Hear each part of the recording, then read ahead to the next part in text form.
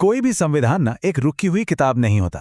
जैसे एक नदी अपना रास्ता खुद बनाती है और लगातार बहती रहती है, बिल्कुल वैसे ही हमारा संविधान एक जीवित, सांस लेता हुआ दस्तावेज है, जिसे वक्त के साथ बदलना ही पड़ता है। आज के इस एक्सप्लेनर में हम इसके विकास और समय समय पर हुए उन अहम बदलावों के सफर को करीब से समझने वाले हैं। तो सबसे पहले इस बुनियादी सवाल पर आते हैं कि आखिर ये अमेंडमेंट या संशोधन होता क्या है। असल में ये किसी स्मार्टफोन के सॉफ्टवेयर अपडेट जैसा ही है। इसमें 3 बहुत ही आसान कदम शामिल हैं।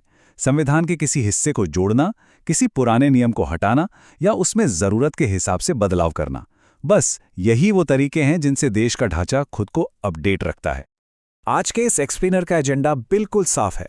हम कवर करेंगे संशोधन की प्रक्रिया, शुरुआती दौर के बड़े बदलाव, सबसे चर्चित 42वां और 44वां संशोधन, लोकतंत्र का विस्तार, आधुनिक सुधार और आखिर में एग्जाम्स के लिए कुछ बेहद जरूरी फैक्ट्स। चलिए बिना देरी किए आगे बढ़ते हैं।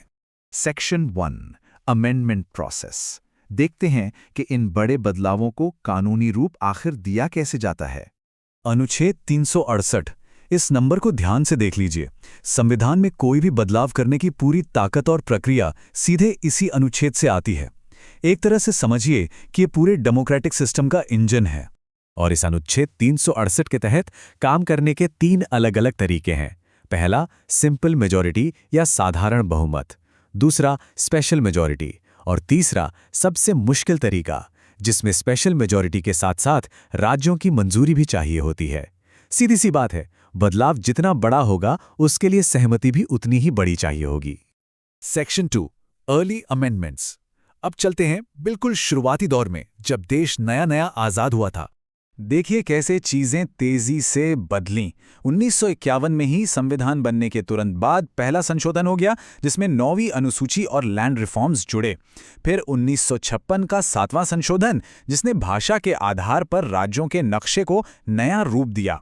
और 1971 तो वैसे भी एक रोलर कोस्टर साल था। 24वें संशोधन ने संसद की ताकत तय की, 25वें ने प्रॉपर्टी लिमिट सेट की और 26वें संशोधन ने राजा महाराजाओं की प्रिवी पर्स व्यवस्था को हमेशा के लिए खत्म कर दिया। खैर, 1975 में एक बहुत बड़ा भौगोलिक बदलाव सामने आया। 36वां संशोधन पास हुआ और इसके साथ ही सिक्किम आधिकारिक तौर पर भारत का 22वां राज्य बन गया। यह देश की सीमाओं का एक बेहद अहम विस्तार था। सेक्शन 3 42वां और 44वां संशोधन। अब जरा इस सफर को धीमा करते हैं और उस दौर में चलते हैं जिसने सबसे ज्यादा बहस और चर्चा पैदा की। 1976 का 42वां संशोधन। ये इतना विशाल था कि इसको खुद में एक मिनी संविधान कहा जाता था। इसने प्रस्तावना में समाजवादी, पंथनिरपेक्ष और अखंडता शब्द जोड़े और संसद को बेहिसाब ताकत दे दी। पर ठीक 2 साल बाद 1978 में 44वें संशोधन ने आकर एक बैलेंस वापस लाया। इसने संपत्ति के अधिकार को मौलिक अधिकारों की लिस्ट से बाहर निकाल दिया, इमरजेंसी के नियम सख्त कर दिए और डेमोक्रेटिक राइट्स को फिर से मजबूत किया। एकदम कांटे की टक्कर। सेक्शन 4 लोकतंत्र का विस्तार। अब आते हैं 80 और 90 के दशक में, जब पूरा फोकस आम नागरिक को ताकतवर बनाने पर था। ये माइलस्टोन्स वाकई बेमिसाल हैं। 1985 के 52वें संशोधन से आया एंटी डिफेक्शन लॉ यानी दल बदल पर रोक। फिर 1989 का 61वां संशोधन। ये तो एक गेम चेंजर था। इसने वोटिंग की उम्र 21 से घटाकर सीधे 18 साल कर दी। युवाओं को ताकत मिली। 1992 में 73वें और 74वें संशोधन ने गांव की पंचायतों और शहरों की नगरपालिकाओं को संवैधानिक दर्जा दिया।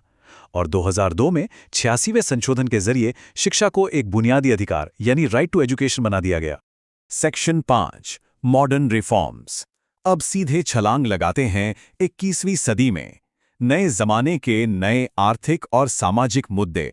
आज की तारीख में संविधान कैसे बदल रहा है। 2003 में 91वें संशोधन ने मंत्रियों की गिनती पर लिमिट लगाई। 2011 में कॉपरेटिव्स को बढ़ावा मिला। फिर 2016 में आया 101वां संशोधन, जो एक ऐतिहासिक कदम था। GST, एक देश एक टैक्स। हाल ही में 2019 के 130वें संशोधन से आर्थिक रूप से कमजोर वर्ग को 10% कोटा मिला और 2020 के 104वें संशोधन ने SC/ST कोटा की अवधि को आगे बढ़ा दिया। संविधान लगातार सांस ले रहा है। Section 6 exam facts. अगर एग्जाम्स की तैयारी चल रही है तो अब आने वाले फैक्ट्स बिल्कुल पक्के कर लीजिए। चलिए जल्दी से एक रीकैप करते हैं। अब तक टोटल 100 से भी ज्यादा संशोधन हो चुके हैं। सबसे बड़ा 42वां, वही अपना मिनी संविधान। सबसे छोटा है 13वां। ये सारी प्रक्रिया कहां से आती है? अनुच्छेद 368 से। और जीएसटी का नंबर कौन सा था? 101वां। इन नंबर्स को याद रखने में दिक्कत होती है तो इस मेमोरी ट्रिक को ध्यान में रखिए। बस इस सीरीज का एक मेंटल स्क्रीनशॉट ले लीजिए। 42, 44, 52, 61, 73 और 74।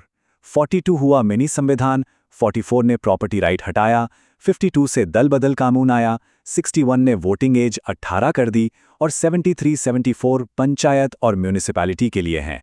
ये ट्रिक तथ्यों को याद रखने में बहुत काम आएगी। तो 1951 से लेके आज तक हमारे संविधान ने बदलते वक्त के साथ बखूबी खुद को ढाला है। पर एक बड़ा सवाल यहाँ छूट जाता है। जैसे जैसे दुनिया तेजी से आगे बढ़ रही है, चाहे वो आर्टिफिशियल इंटेलिजेंस हो या क्लाइमेट चेंज, आधुनिक जिंदगी का ऐसा कौन सा हिस्सा है जिसके लिए कल को एक नए और बड़े संविधान संशोधन की जरूरत पड़ सकती है? सोचिएगा जरूर। इसी विचार के साथ आज का ये एक्सप्लेनर यहीं खत्म करते हैं।